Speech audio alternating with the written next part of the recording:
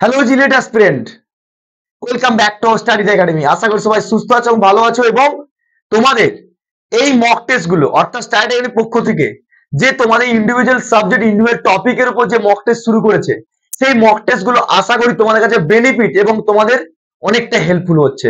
তারই উপর ডিপেন্ড করে আজকে যে তোমাদের মক টেস্ট সলিউশন তোমরা ভালোভাবে জানো, মঙ্গলবার, বৃহস্পতিবার, শনিবার, রবিবার মানেই হচ্ছে পুরো একটা উইকে 4টে ডেট মানে ইন্ডিভিজুয়াল সাবজেক্টের উপর মক টেস্ট।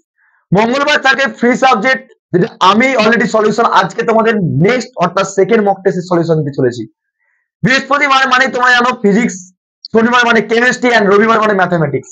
অর্থাৎ স্টাডি একাডেমি যেরকম তোমাদের পরিকল্পনা নিয়ে স্ট্রাকচার তৈরি করছে, individual topic, individual subject, individual ইউনিটের উপর যে মক টেস্ট, আশা করি সমস্ত স্টুডেন্টদের কাছে সেটা বেনিফিট এবং তোমাদের হেল্পফুল হচ্ছে। আজকে যে সেই তোমাদের আজকে সেই মক টেস্টের উপর দাঁড়িয়ে অতএব রাত্রি অর্থাৎ ইভিনিং, রাত্রি না ইভিনিং 8টা বাজলে তোমাদের কিন্তু ঘড়ি কাটার 8টার সাথে সাথে তোমরা কিন্তু মক টেস্ট তোমরা কিন্তু দিতে পারো। তারই সলিউশন ভিডিও তোমাদের আজকে মঙ্গলবার ফ্রি সাবজেক্ট ফার্স্ট ইউনিটের। আশা করি তোমরা ভালো রকমের মক টেস্ট দিয়েছো, অনেকের রেসপন্স ভালো এসেছে, অনেক ভালো মার্কসও ক্যারি করেছো, তার সলিউশন ভিডিও তোমরা কিন্তু পেয়ে গিয়েছো। আজকে যেটা করতে চলেছি ইউনিট নাম্বার 2, দেখতে পাচ্ছ mock test for JELET 2024 subject fee fundamentals of electrical electronics engineering A unit number 2 set number 2, অর্থাৎ বলতে পারো ইউনিট নাম্বার 2 মানে কি আমরা কি জানি, ট্রান্সফরমার, রাইট? সেই ট্রান্সফরমারের উপর ডিপেন্ড করে আজকে তোমাদের মক টেস্ট। ওকে, এই ট্রান্সফরমার সাবজেক্ট তোমরা বেসিক্যালি ট্রান্সফরমার ডিটেলসে পড়েছো।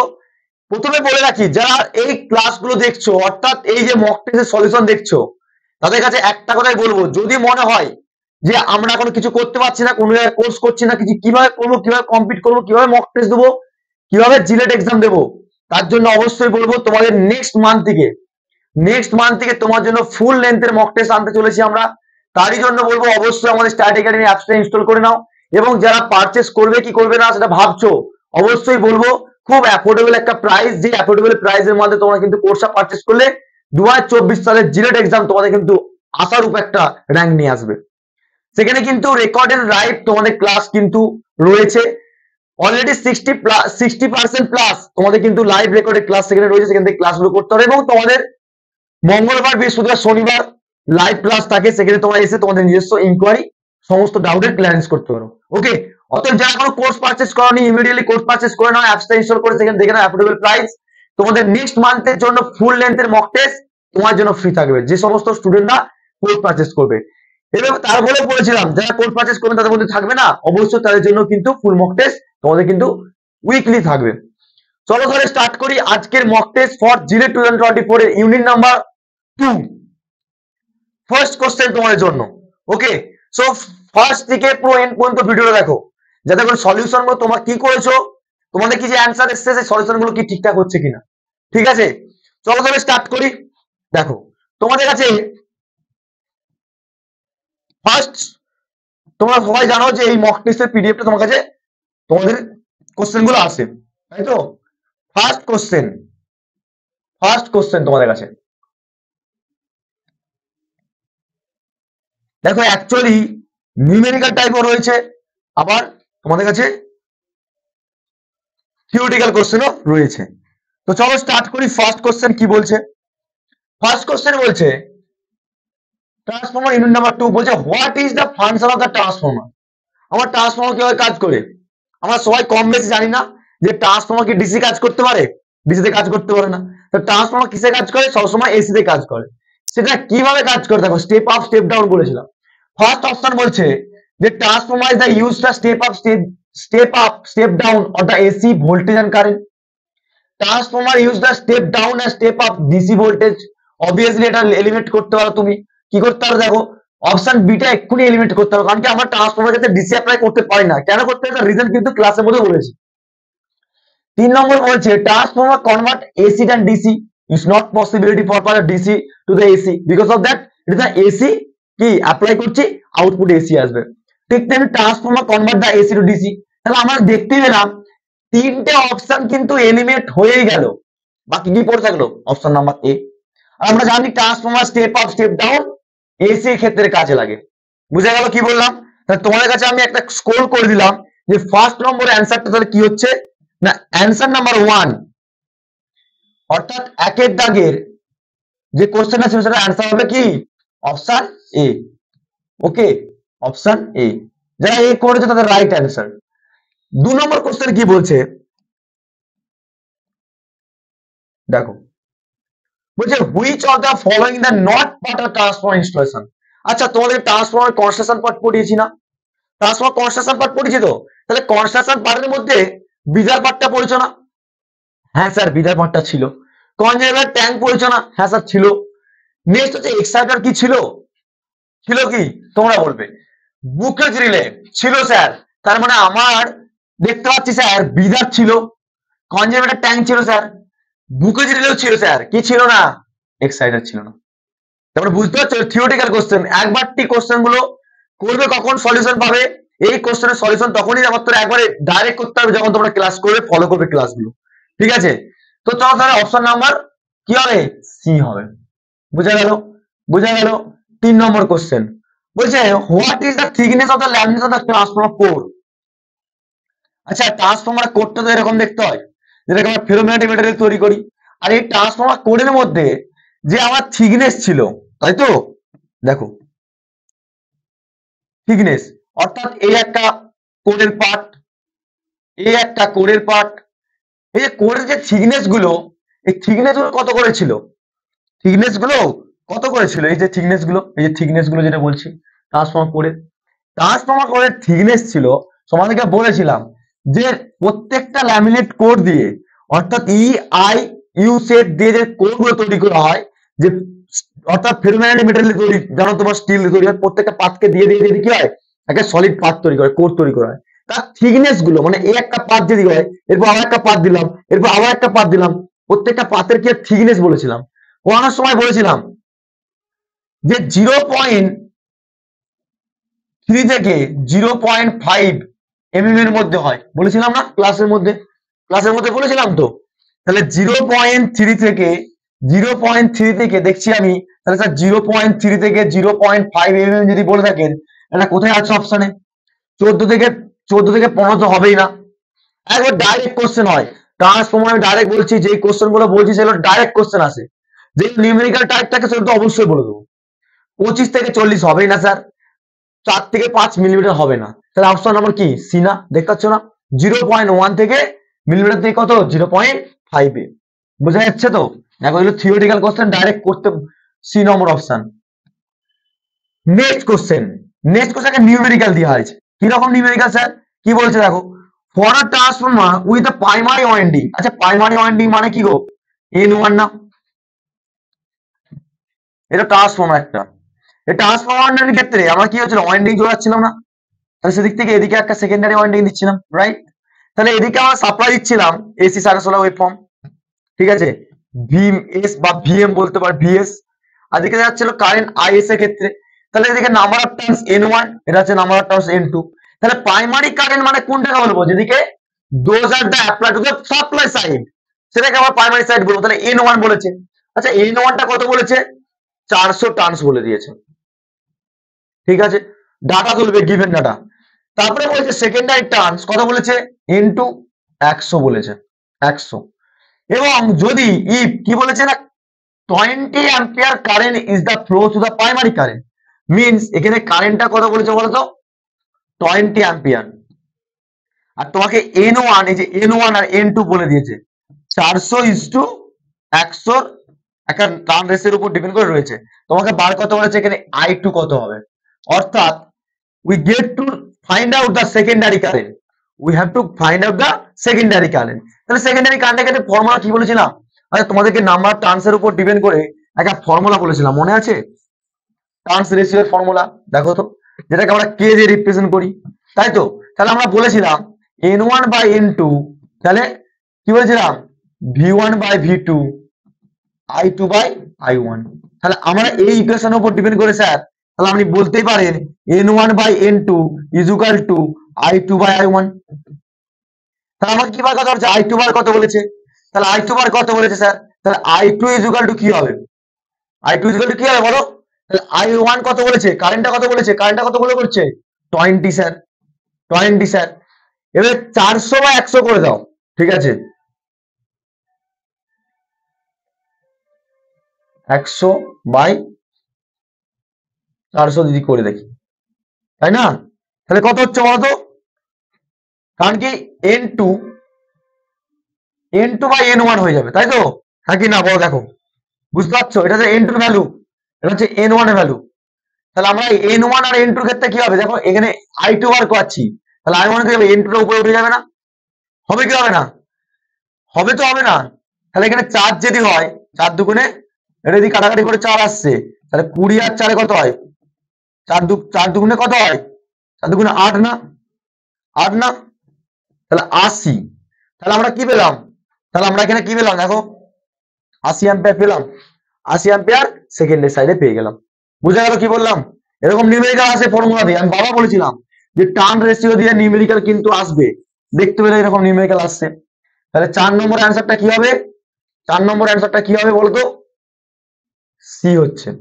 বুঝা গেল? দেখো তাহলে 4 নম্বর অ্যান্সারটা কি হচ্ছিল, আচ্ছা আমি প্রথম দিকে আবার লিখে দিচ্ছি, তাহলে 2 নম্বর অ্যান্সারটা ছিল সি, 3 নম্বর অ্যান্সারটা হলো কি সি, 4 নম্বর অ্যান্সারটা কি হবে সি, 5 6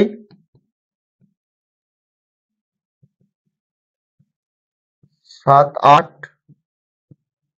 9 and 10। ঠিক আছে, চলো তাহলে 5 নম্বর কোশ্চেনটা দেখে নি কি বলছে অ্যান্সার। ওকে, 5 নম্বর কোশ্চেন বলছে the full load copper loss এর ট্রান্সফর্মার এত। আচ্ছা ঠিক, চলো তাহলে এই কোশ্চেনটা তোমাদের করিয়েছি আমি, এই কোশ্চেনটা তোমাদের করিয়েছি। 5 নম্বর কোশ্চেনটা বলছে একটা full load copper loss, transformer কত রকম লস হয় আমরা জানি। ট্রান্সফর্মার স্যার আপনি পড়িয়েছেন একটা কোর লস কপার লস, ঠিক আছে। এবার কোর লসের মধ্যে আমার লস হয়, আমরা দেখেছি হিস্টেরিসিস লস, রেডিকারের লস, পড়েছি না? তার বাইরেও স্যার আপনি পড়িয়েছেন ফ্রিকশনাল লস আর হচ্ছে কি স্ট্রে লস পড়িয়েছেন। তারই মধ্যে বলেছে কোশ্চেনের মধ্যে, তোমাকে দেখো কোশ্চেনের মধ্যে বলেছে কি বলেছে, কোশ্চেনের মধ্যে বলেছে তোমাকে the full load copper loss. আচ্ছা ফুল লোড কপার লস মানে কি, P C U full load কত বলেছে 1600, হয় কি না? 1600 ওয়াট বলেছে না, বলেছে তো full load. At half load যদি কোপার লস বলবি কি হবে, আচ্ছা হাফ লোডে কোপার লস বার করতে বলেছে, মানে P P C U half load বার করতে বলেছে, হাফ লোড এটা কত বার কথা। আচ্ছা তোমার একটা ফর্মুলা বলেছিলাম, মনে আছে কি জানি না, আশা করি তোমার কাছে মনে আছে। P C U full load is equal to X square P C U full load বলেছিলাম, বলেছিলাম তো, সরি এটা হাফ লোড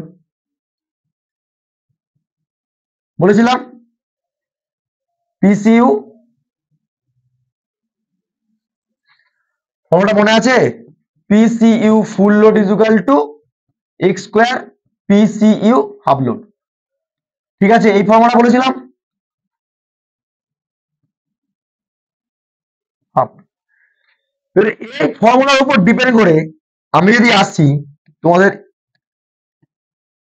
দেখো তার মানে আমাকে কি আছে, এক্সটা কি বলেছিলাম আমি, কি ফ্যাক্টর বলেছিলাম, স্টিফনেস ফ্যাক্টর বলেছিলাম। তাহলে এক্স এর ভ্যালুটা কি হবে এখানে, এক্স এর ভ্যালু এখানে কোশ্চেনে বলে দেখো হাফ লোড বলেছে, তাহলে হাফ লোড যদি বলে থাকে জাস্ট কিছুই করতে হবে না, ফর্মুলা পুট আপ করবে ডাইরেক্ট ক্যালু চলে আসবে। দেখো কি বলছি, PCU full load, sorry PCU full half load, PCU PCU মানে কি copper loss in the power, তাহলে সেটা কিসে রাখতে পারে কথা হচ্ছে হাফ লোডে, half load is equal to X square into PCU full load, মাথা থাকে ফর্মুলা।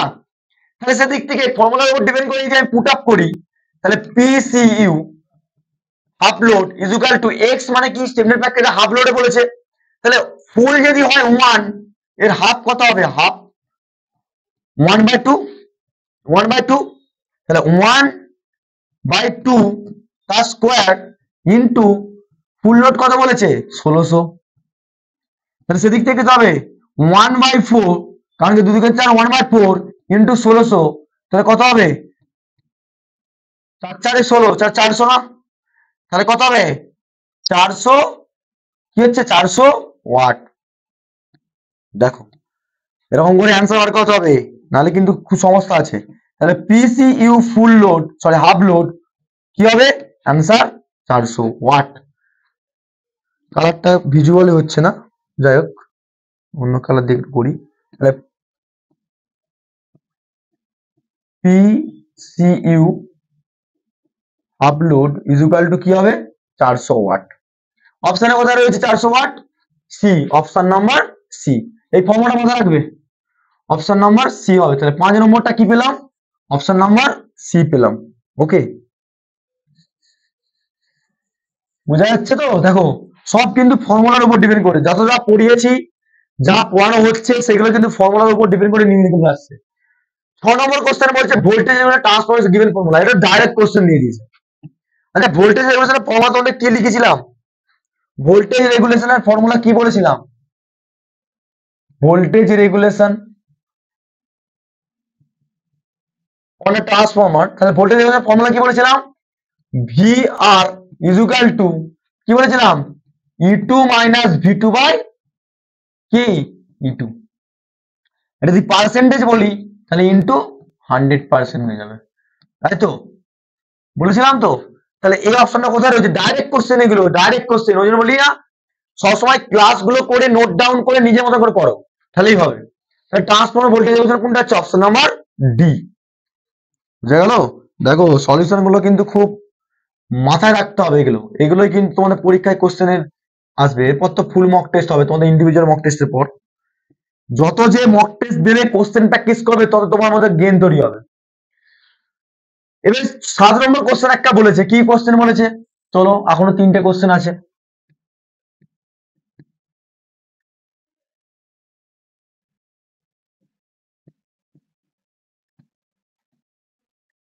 ওকে, 7 নম্বর কোশ্চেনটা বলছে তোমাদেরকে, কি বলছে দেখো ভালো করে লক্ষ্য করো।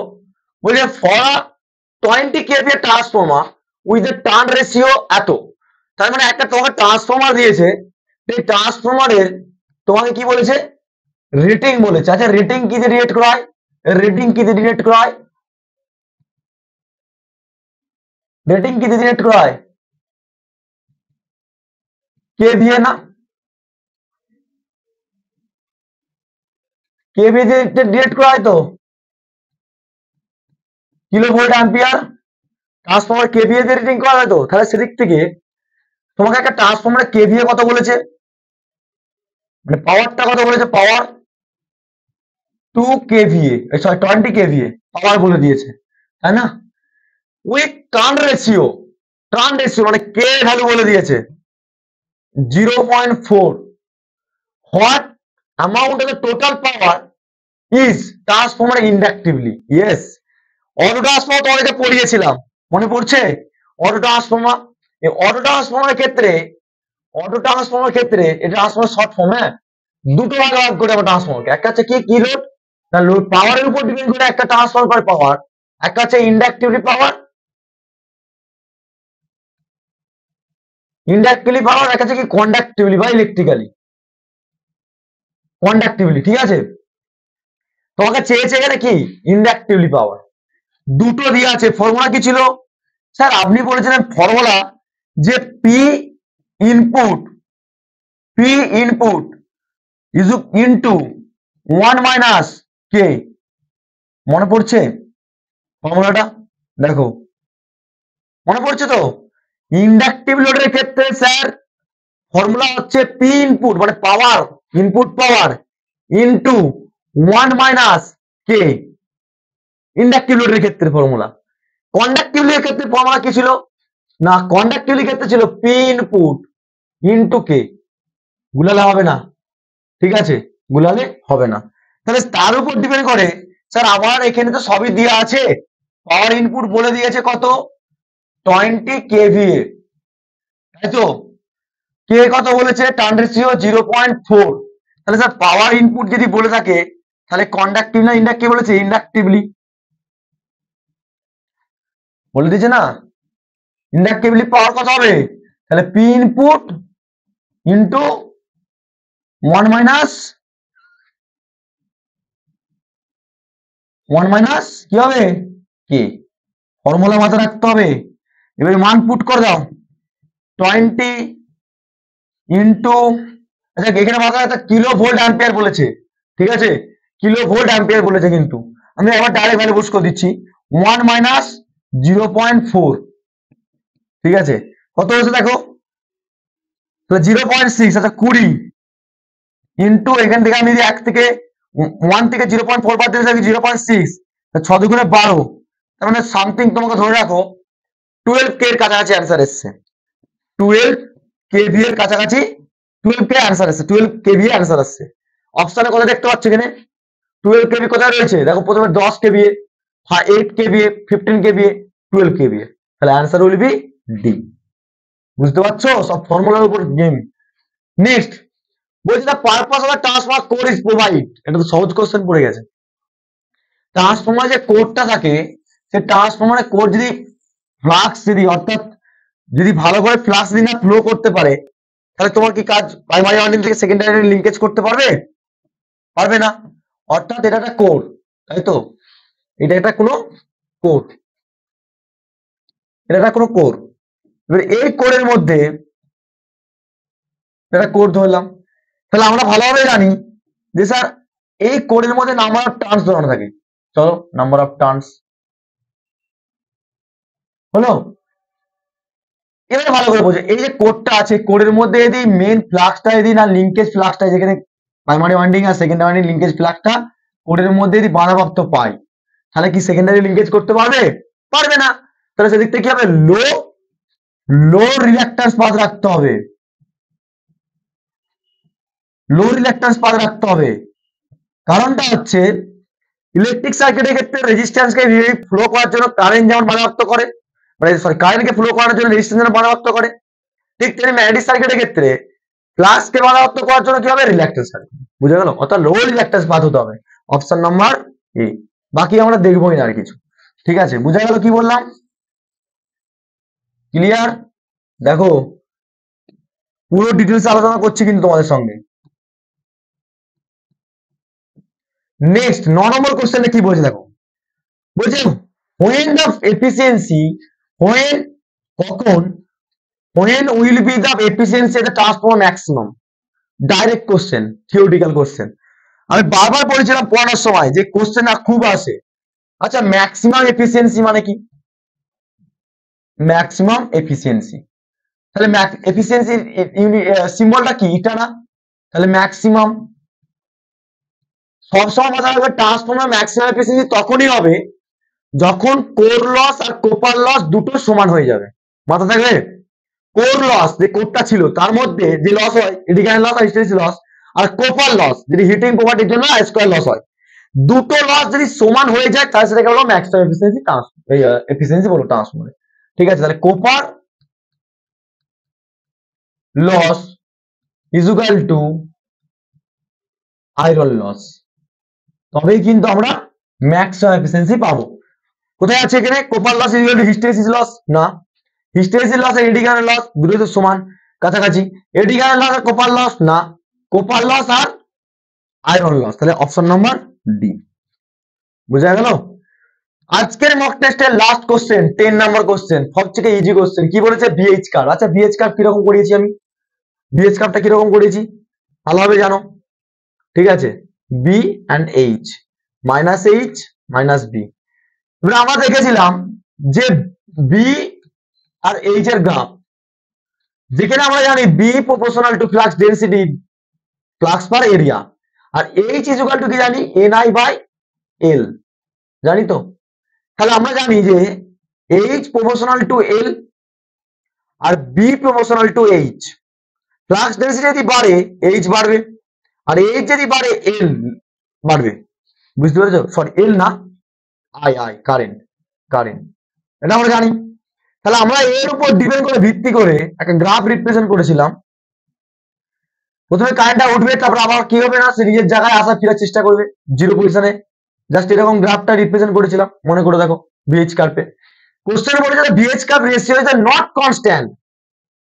বিএইচ কার্ভটা কোন প্যারামিটার আমরা কোন ম্যাটারের ক্ষেত্রে চুজ করে থাকি, বিএইচ কার্ভটা করে কোন একটা করে মেটেরিয়াল চুজ করে থাকি। ঠিক তেমনি এখানে দেখো diamagnetic material, ferromagnetic material, paramagnetic material, non magnetic material লেখা আছে। কোন আনসারটা আনসার হবে? অবভিয়াসলি আমরা ফেরোম্যাগনেটিক ম্যাটেরিয়ালটা পড়েছিলাম।